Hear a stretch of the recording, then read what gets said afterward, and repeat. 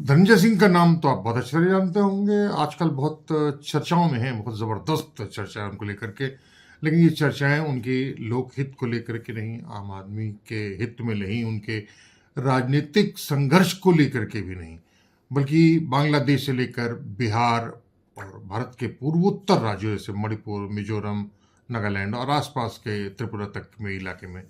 और इतना ही नहीं, बल्कि पंजाब में नशे की एक बड़े बाजार में बहुत जघन्य अपराध करने वाले एक बड़े गिरोह के बड़े बड़े सरगना लोगों से उनके करीबी रिश्तों को लेकर के उनकी चर्चा चल रही है, बहुत ज़बरदस्त। और आजकल तो उनकी बहुत घेराबंदी चल रही है। चर्चाओं के मुताबिक पूरा पुलिस महकमा ही अब दो फाड़ हो चुका है, जबकि तीसरा जो धड़ा है वो भी उसमें जुटा हुआ है, और वो बनारस के एक पुलिस के बड़े धड़े के तौर पर है, और उसका मकसद है पैसा उगाना, बहुत ज़बरदस्त। और अब चर्चाएं तो ये चल रही हैं कि एक और यूपी की एसटीएफ उन पर मेहरबान है, जिसके मुखिया हैं अमिताभ यश, जो एडीजी लैंड ऑर्डर है। काफ़ी तेज तर्रार माने जाते हैं, उनको एनकाउंटर स्पेशलिस्ट माना जाता है। बहरहाल तो मामला है थाईलैंड से तस्करी को लेकर के आ रही याबा नाम की दवा, जो बहुत नशीली होती है, और उसके साथ ही साथ कोडीन वाली कफ सिरप की नशीली दवा की तस्करी में भी उनकी संलिप्तता का नाम जुड़ रहा है। हजारों करोड़ रुपए की इस काली कमाई का सरगना शुभम जायसवाल और अमित सिंह टाटा है, जो इनके बड़े धनंजय सिंह का बड़ा करीबी बताया जा रहा है। बता रहे हैं, बल्कि स्वीकार भी कर चुके हैं धनंजय सिंह कि वो उनका भाई है। तो शुभम जायसवाल और अमित टाटा ने बांग्लादेश तक ये पूरा धंधा, अपनी काली कमाई नशेली की, वो फैला दी है। जब ये पूरा मामला खुला तो टाटा को एसटीएफ ने तो पकड़ लिया है, लेकिन शुभम जायसवाल दुबई भाग गया। अब तो उस भगौड़े का अता पता भी नहीं कर पा रही है यूपी की मर्दानी एसटीएफ पुलिस। तो ये सारी खबरें तो अखबारों और चैनलों में प्रसारित हो ही रहा है, आप देख रहे होंगे, बिल्कुल जमा चल रहा है। लेकिन जो बिल्कुल सामान्य तौर पर खबरें छन कर आ रही हैं, उससे तो मामला बिल्कुल अलग बताया जा रहा है जी, हकीकत से बिल्कुल अलग दिखाई पड़ रहा है। कई मामलों में देखें तो ये बड़ा खतरनाक है, जो योगी जी की, मुख्यमंत्री जी की छवि को बहुत भी दागदार कर रहा है, और पुलिस की तो ऐसी की तैसी हो रही है। धनंजय के बेहद करीबी और कोडीन सिरप सिंडिकेट के अहम सरगना अमित टाटा को लखनऊ में पकड़ लिया गया अभी 4-5 दिन पहले। सूत्र बताते हैं कि टाटा की गिरफ्तारी महज एक साजिश के तहत हुई है, जो एसटीएफ की रणनीति थी।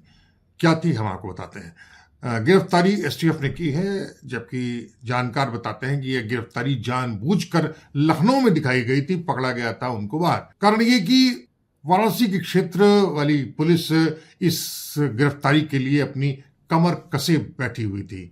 यहाँ के एडीजी हैं पीयूष मोडिया। बताते हैं कि मोडिया चाहते थे कि कोडीन सिरप के गिरोह का भंडा फोड़ वे खुद ही करते, लेकिन यह बाजी जीत ली अमिताभ यश के नेतृत्व वाले एसटीएफ ने। समझिए कैसे। बताते हैं कि अमित टाटा को अगर पीयूष मोडिया की उनकी टीम दबोच लेती तो पूरी की पूरी सारी जानकारी उगलवा लेते, और यही तो एसटीएफ नहीं चाहती थी। जैसा जानकारी मिल रही है, इस मामले में मोदी और अमिताभ यश के रिश्ते बिल्कुल 36 के आंकड़े पे आ गए हैं। उनका कहना था कि यूपी के डीजीपी राजीव कृष्णा और उनके करीबी बड़े अफसर धनंजय को इस मामले में लपेटना चाहते हैं। ऐसे करीबी लोगों में सरोजनी नगर के विधायक और पूर्व पुलिस अफसर राजेश्वर सिंह समेत कई अफसर डीजीपी की इस राय से इत्तेफाक हैं और सहयोग कर रहे हैं कि धनंजय को घेर लिया जाए। हालांकि शुभम जायसवाल को बचाने के लिए वाराणसी पुलिस कमिश्नरेट के एक बड़े अधिकारी जी जान से जुटे बताए जाते हैं। उनका कोशिश है कि अमित टाटा को किसी भी तरीके से बचा लिया जाए। बताते हैं कि वाराणसी पुलिस कमिश्नरेट के इस बड़े अफसर को शुभम जायसवाल और अमित टाटा नियम से मोटी रकम दिया करते थे, और ये बहुत ईमानदार पुलिस अधिकारी हैं जो अपने पैसे का नमक अदा में बड़े माहिर हैं। जबकि अमिताभ यश शुरू से ही धनंजय सिंह और पूर्वांचल के ठाकुरों के खेमे के बहुत करीबी हैं। उसमें माफिया ब्रजेश सिंह, ब्रजभूषण शरण सिंह और रघुराज प्रताप सिंह, राजा भैया वगैरह उसमें शामिल हैं। लेकिन धनंजय सिंह से अमिताभ यश की करीबी तो बहुत करीबी मानी जाती है। अमिताभ यश का एक गोपनीय पत्र एक पत्रकार के घर पर कैसे पहुंच गया, इसका खुलासा अब तक अमिताभ यश नहीं कर पाए हैं।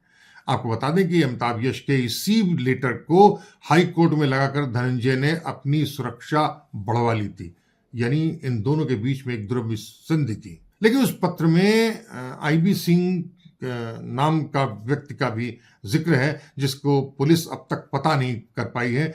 लेकिन उस पत्र में लिखा हुआ है कि वो मुख्तार अंसारी और उसके गिरोह के साथ अक्सर मोबाइल फोन पर गोपनीय बातचीत करता रहता था। आईबी सिंह कहाँ है, इसके बारे में एसटीएफ पता नहीं कर पाई है। लेकिन हैरत की बात है कि एक सरकारी ठेकेदार को उसके दफ्तर में घुसकर पीटने, अपहरण करने और जान माल की धमकी देने के मामले में 7 साल की सजा करने वाले अपराधी धनंजय सिंह को बाहुबली और पूरी तरीके से निर्दोष साबित करने के लिए उनके समर्थकों ने जी तोड़ अभियान छेड़ दिया है। सोशल मीडिया पर तो उनके समर्थक लोग धनंजय सिंह को न्याय का मसीहा के तौर पर दिखा रहे हैं और धनंजय सिंह ने इस मामले की जांच के लिए प्रधानमंत्री तक को भी एक चिट्ठी लिख दी है। लेकिन उन्होंने यह नहीं बताया कि जो कार्रवाई चल रही है उत्तर प्रदेश में एसटीएफ और पुलिस की तरफ से, वह क्या है। क्या वह बिना किसी जांच के चल रही है या बस यूं ही चल रही है। यह भी गहरा सवाल है कि इस पूरे मामले में जो भी संकेत आ रहे हैं वो सीधे सीधे धनंजय सिंह से बेहद घनिष्ठ रिश्ता रखते हैं। एसटीएफ का ही एक बर्खास्त शुदा सिपाही है जो चंदौली का रहने वाला है, नाम है उसका आलोक सिंह।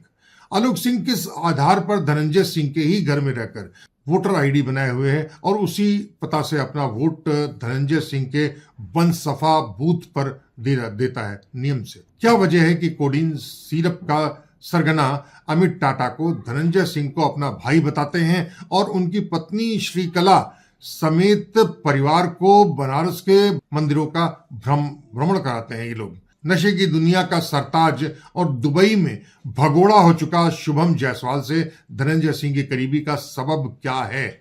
विकास सिंह नरवे से धनंजय सिंह का क्या रिश्ता है? जौनपुर में भकुरा निवासी और एसटीएफ के डिप्टी एसपी लाल प्रताप सिंह को क्यों बात बात पर धनंजय से जुड़े मामलों की जांच सौंपी जाती है? कहने की जरूरत नहीं है कि इन सब सवालों का जवाब जब तक खुलासा नहीं किया जाएगा तब तक उस दारोमदार अब केवल योगी पे ही होगा। तो यह है धनंजय सिंह का यह किस्सा, एसटीएफ और पुलिस की नौटंकी और योगी जी पर पड़ रहा ये कीचड़। अगली बार फिर दूसरे मसले पर किसी दूसरे स्थान पर किन्हीं दूसरे लोगों के साथ हम फिर हाजिर होंगे। तब तक दुलत्ती लिए कुमार सोहेल को इजाजत दीजिए। नमस्कार।